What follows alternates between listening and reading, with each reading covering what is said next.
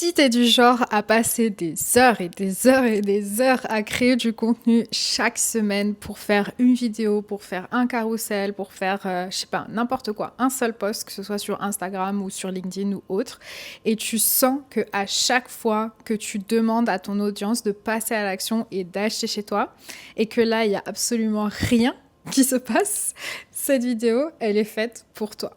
Que ce soit en ce moment que tu es déjà avec une bonne communauté ou que tu sois déjà en train de vendre certains produits ou que tu es seulement en train de débuter et que tu n'as pas encore de communauté mais que tu souhaites justement convertir cette audience-là en client, il faut que tu saches que il y a un truc que tout le monde fait comme erreur, c'est que tout le monde pense que le contenu éducatif, c'est ça qui va réussir à vendre. Et le contenu éducatif tout seul ne réussira jamais à vendre pour toi. Et ça, il faut bien que tu l'intègres dans ta petite tête. Et reste bien jusqu'à la fin de cette vidéo parce que je vais t'expliquer exactement qu'est-ce qu'il faut faire à la place. Et je vais te dire justement les choses qu'il faut éviter pour te retrouver avec une audience qui ne convertit pas. Donc quand on dit convertit pas, c'est-à-dire que tu n'arrives tout simplement pas à vendre tes services avec cette audience et ce contenu que tu es en train de créer en ce moment. Ok ? Petit disclaimer, avant qu'on commence cette vidéo, je suis de mauvaise humeur, alright. Parce qu'il n'y a rien qui va en ce moment. Il fait tellement chaud à Montréal, on est en canicule, mes cheveux ils font n'importe quoi. En plus de ça, ça fait, si tu me suis sur Instagram, ça fait à peu près 6 semaines maintenant que j'ai commencé mon coaching sportif et je n'ai toujours pas réussi à perdre. J'ai perdu 1 kilo, mais that's it. Donc je commence vraiment à être très frustrée, ok ? Sur ce n'est pas le sujet de conversation aujourd'hui. Le sujet de conversation aujourd'hui, c'est pourquoi est-ce que tu n'arrives pas à vendre avec tes réseaux sociaux et grâce à ton contenu éducatif. Donc, tout simplement, la première chose que tu dois savoir, c'est qu'il y a un mythe assez courant sur les réseaux sociaux, c'est qu'on se dit, le plus que je vais donner de la valeur, le plus que les gens vont être attirés par ce que je raconte et le plus que je vais réussir à vendre mes services, d'accord ? Donner de la valeur, c'est très important parce que ça prouve ton expertise, ça prouve qui tu es, ça prouve que tu sais de quoi tu parles. Le souci, c'est que quand tu donnes trop de valeur et quand tu concentres 90% de ton contenu sur de la création de valeur, tu te transformes instinctivement en créatrice de contenu et non pas comme thought leader, donc leaduse d'opinion dans ton domaine. Pourquoi ? Parce que, en fait, les gens, ils enregistrent tes posts et ils se trouvent ça intéressant, donc ça te fait grossir ton audience, c'est super. Par contre, ils n'ont pas une raison vraiment concrète et valide d'acheter chez toi. Ça peut arriver par plusieurs raisons. La première, c'est que déjà, il faut que tu saches que la vente, c'est émotionnel. La vente, c'est quelque chose d'émotionnel. C'est pas, en fait, quelque chose de logique. On achète un produit et on justifie par la suite cet achat-là. Ok ? Donc c'est important que tu saches que la création de valeur et la création de contenu éducatif uniquement ne va pas réussir à convertir ton audience et à vendre tes services. Par contre, ça va être très pratique pour grow a following, donc c'est-à-dire pour réussir à grossir ton audience. Et ça, par contre, c'est une preuve de crédibilité pour les futurs clients qui souhaiteraient potentiellement acheter chez toi. Moi, je l'ai remarqué, même si c'est absolument stupide, ok, des créateurs de contenu qui ont instinctivement plus de 10 000 abonnés, on les trouve plus crédibles parce que on se dit, s'il a réussi à avoir 10 000 abonnés, c'est que he knows what he's talking about. Alors que rien à voir. Ça n'a rien à voir. Quand tu arrives à une certaine base d'abonnés, c'est parce qu'il y a certains contenus qui ont pété, qui ont explosé les scores et tu as réussi à avoir une grosse vague d'abonnés. Mais ça ne veut pas dire que tu es plus compétent que quelqu'un d'autre. Donc ça, c'est important que tu le saches, c'est que en fait, quand tu crées de la valeur et quand tu crées du contenu éducatif en apportant de la valeur, tu réussis à te créer une certaine audience et tu réussis à te faire connaître pour ta niche, which is good. On veut ça aussi.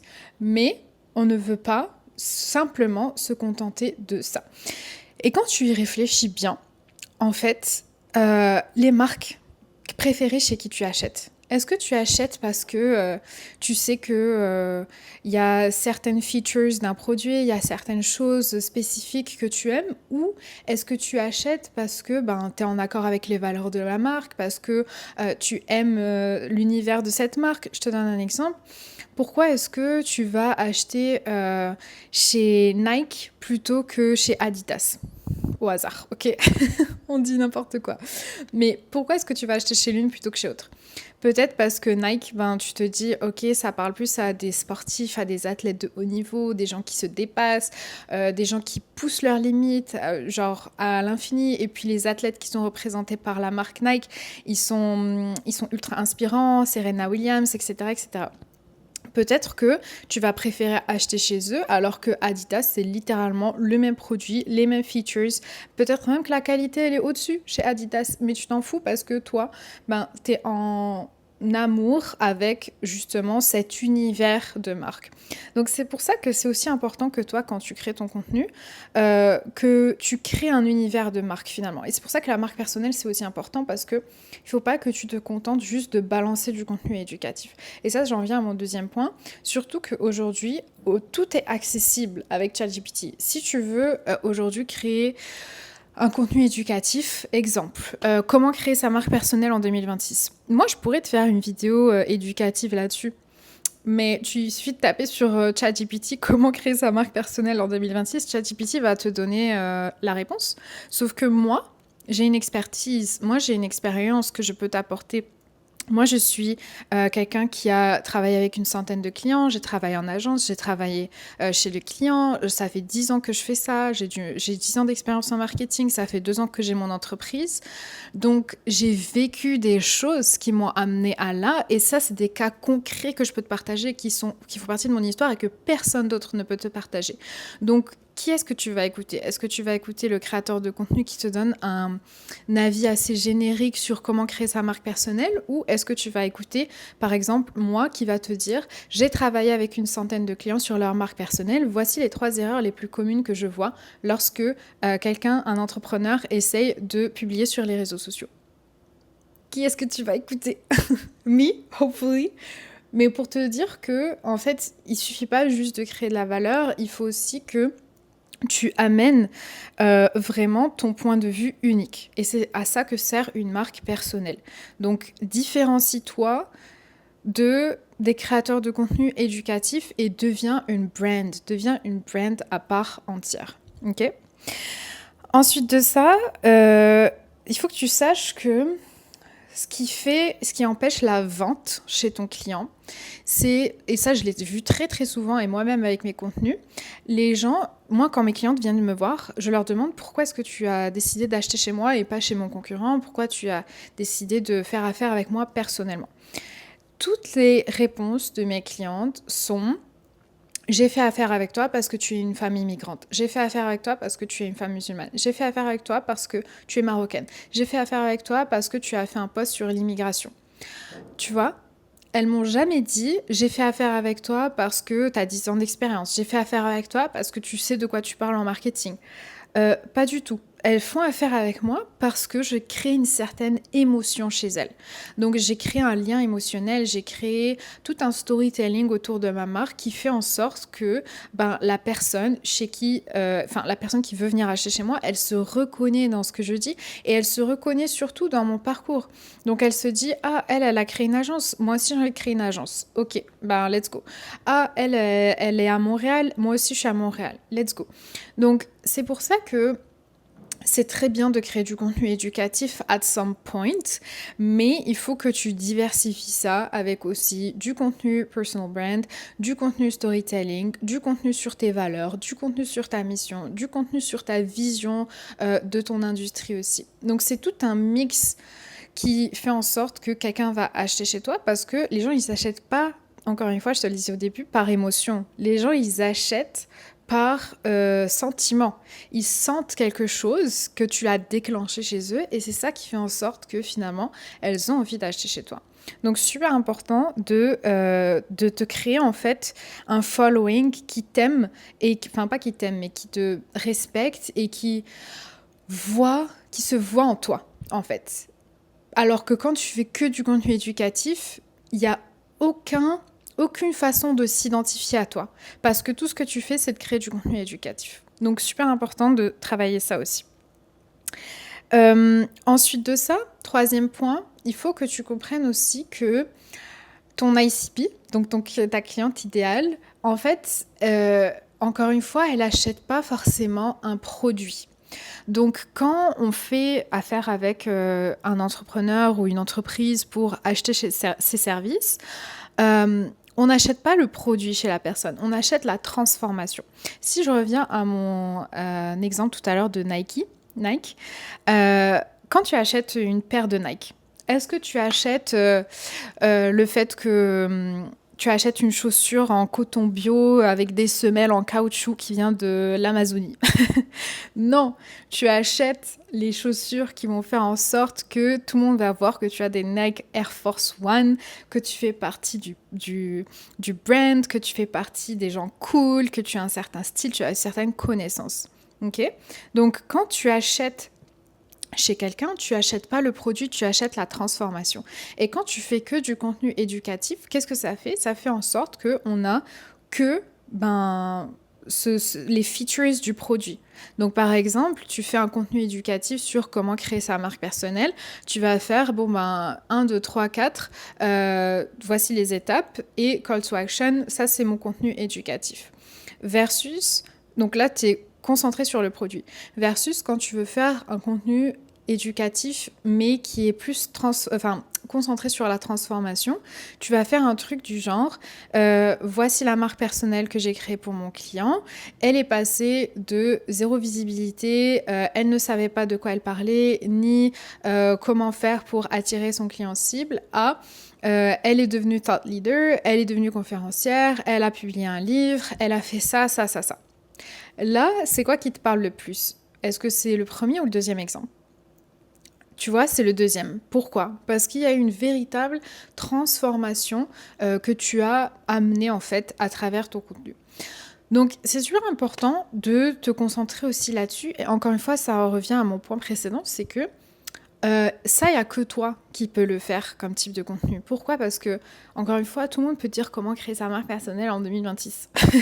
Mais toi qui as travaillé avec des clientes, ou des clients, tu sais exactement c'est quoi les erreurs que font les gens, c'est quoi les astuces à connaître, tu vois, les petits trucs comme ça. Donc, dès que tu crées ton contenu avec justement cette touche transformationnelle, cette petite touche de storytelling, ça fait toute la différence.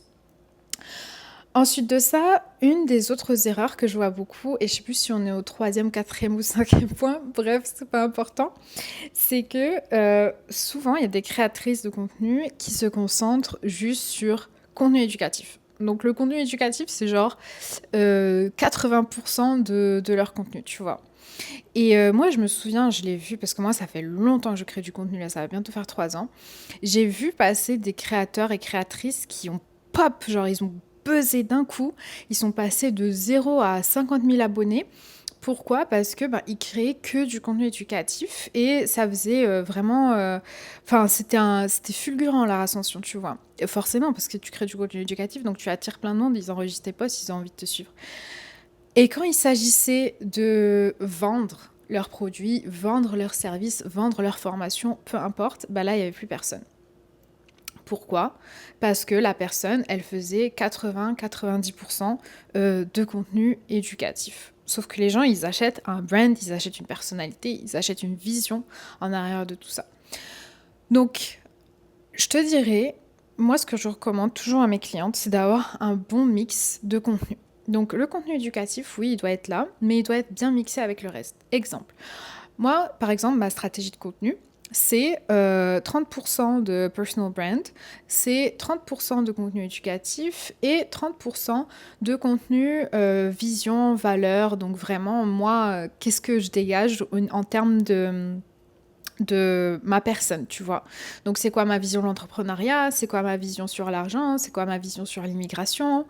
Et ça fait en sorte que aujourd'hui, si demain je veux, je sais pas moi, changer de service, changer de positionnement, changer de whatever, les gens, ils vont me suivre quand même et ils vont acheter continuellement mes services. Pourquoi? Parce qu'ils se sont attachés à moi, ils se sont attachés à ma personnalité, ils se sont pas attachés à mon contenu éducatif.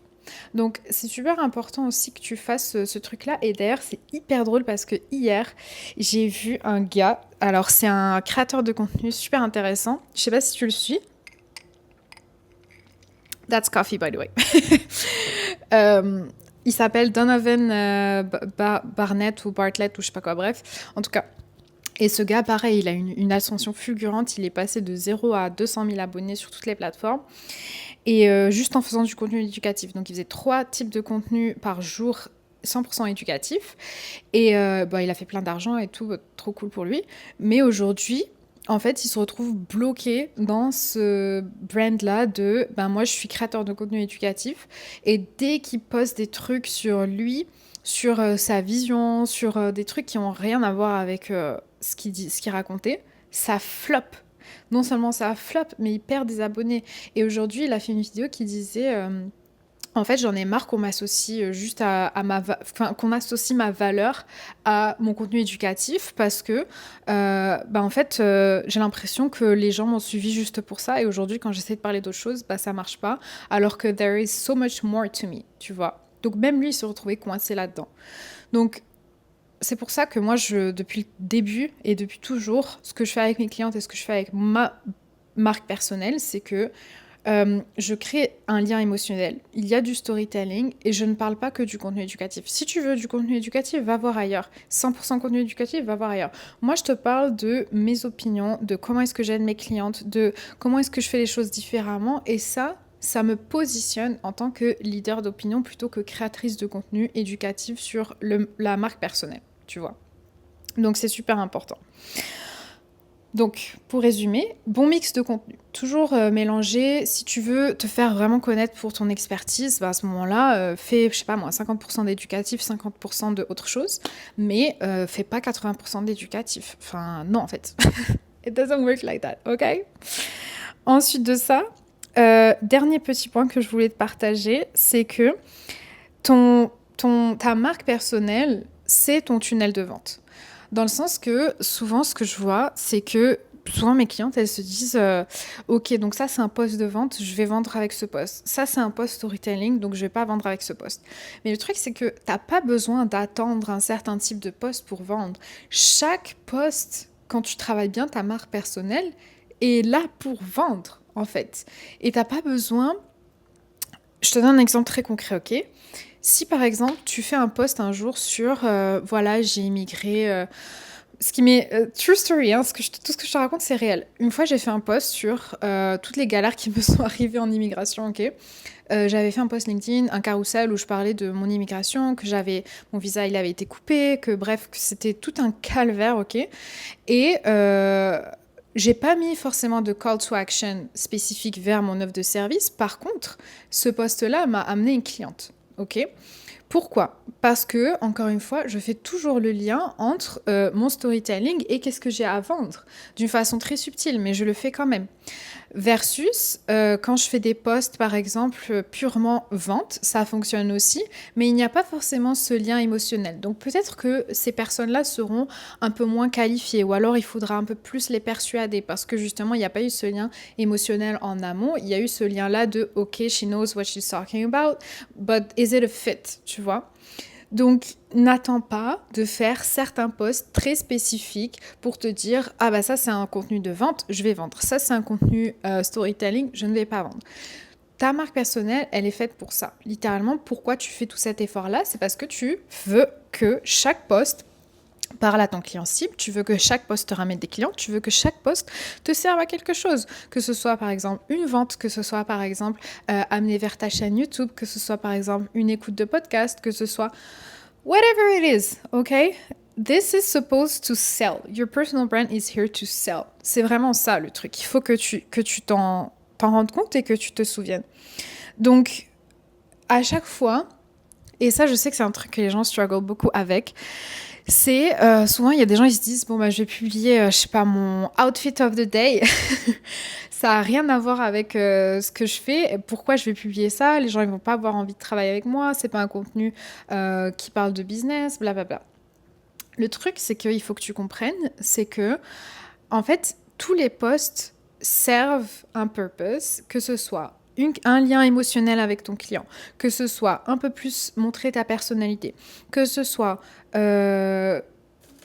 travailler une pensée limitante que ton client a, tu vois, à travers un partage authentique. Tu vois, au début de cette vidéo, qu'est-ce que j'ai fait? Je t'ai parlé de à quel point j'étais de mauvaise humeur parce que, genre, il se passe tout ça dans ma vie et tout. Peut-être que certaines personnes vont se dire, mais pourquoi elle me raconte ça là, genre, c'est pas son journal intime. Et d'autres personnes vont se dire au contraire, ah mais c'est trop cool, genre moi aussi en ce moment, je me sens fat, je me sens pas bien dans mon corps, I can relate to that, tu vois. Donc c'est pour ça que c'est ultra important quand tu veux te créer une marque personnelle. Et encore une fois, cette vidéo est faite pour ça. Moi, je te parle pas de si tu veux devenir créateur de contenu éducatif ou whatever. Si tu veux te créer une marque personnelle forte, mémorable, que les gens se souviennent de toi, il faut que tu partages qui tu es, ton côté humain, qui tu es vraiment, littéralement. Et pour gager, pour savoir si ça a un lien toujours avec, parce que toujours il faut que ce soit cohérent avec ton univers de marque, avec tout ça, pour gager et pour savoir ça, pose-toi la question de, avant de publier, pose-toi la question de, est-ce que mon ICP, donc est-ce que mon client cible, pourrait relate avec ça? Est-ce que mon ICP, il pourrait s'identifier à ce contenu? Est-ce que ça lui parle? Donc si par exemple, je veux poster mon outfit of the day, est-ce que ça a un lien avec mon ICP? Peut-être que si je fais juste une vidéo de mon outfit, non. Mais peut-être que si je parle du fait que, quand je m'habille d'une certaine façon, ça me donne plus confiance en moi et du coup, ça me donne plus de facilité à signer des clients. Là, ça fait du sens parce qu'on parle d'entrepreneuriat, on parle de business, on parle de vente, mais d'une autre façon. Et pourtant, il n'y a pas de lien forcément avec mon offre à ce moment-là quand je fais ce post-là, mais ça va m'amener de la visibilité, ça va m'amener des vues de site web, ça va m'amener des vues de podcast. So, everything is related. Et en fait, il faut vraiment que tu arrêtes de te dire je veux apprendre à mon audience, je veux donner de la valeur, je veux leur apprendre des trucs et tout ça. Les gens, à la fin de la journée, ils achètent encore une fois une émotion, ils achètent une transformation, ils achètent la personne qui est en arrière du service. Donc, il faut vraiment que tu arrêtes de te dire c'est ça que je dois faire pour que ça fonctionne. Parce que ce n'est absolument pas le cas. Il faut vraiment que tu montres qui tu es en fait. Ça, c'est primordial si tu veux te créer un bon brand et surtout si tu veux last dans les prochaines années. Excusez-moi. Quand je parle de si tu veux last, dans le sens que, tu vois, je sais pas si... Enfin, dans le sens que peut-être qu'aujourd'hui tu vas parler d'entrepreneuriat, peut-être que dans 10 ans, j'en sais rien, tu vas avoir envie de créer une marque de e-commerce, peut-être que tu vas avoir envie de lancer un livre, peut-être que tu vas avoir envie de faire n'importe quoi. Et à ce moment-là, les gens vont continuer à te suivre dans tes idées folles, dans tes projets, dans tes trucs. Pourquoi? Parce que, justement, ils auront créé ce lien émotionnel avec toi et pas parce qu'en 2018, tu as partagé des tips and tricks sur les investissements financiers. Ok? Donc, c'est super important. Alright, je pense que j'ai tout partagé, ce que j'avais envie de partager. Encore une fois, je te dis à très vite pour un prochain épisode et comme d'habitude, je te souhaite tout le succès que tu mérites avec ton business. Si cet épisode t'a parlé, si ça t'a débloqué des petits trucs mentaux, etc., please let me know. Ça m'aide beaucoup pour les prochains épisodes, pour savoir de quoi je parle. Et puis je lis tous vos commentaires, je réponds à tous vos messages, évidemment. Et sur ce, je vais aller à la boxe pour essayer de perdre ces putains de kilos. Bye bye. Hello 911.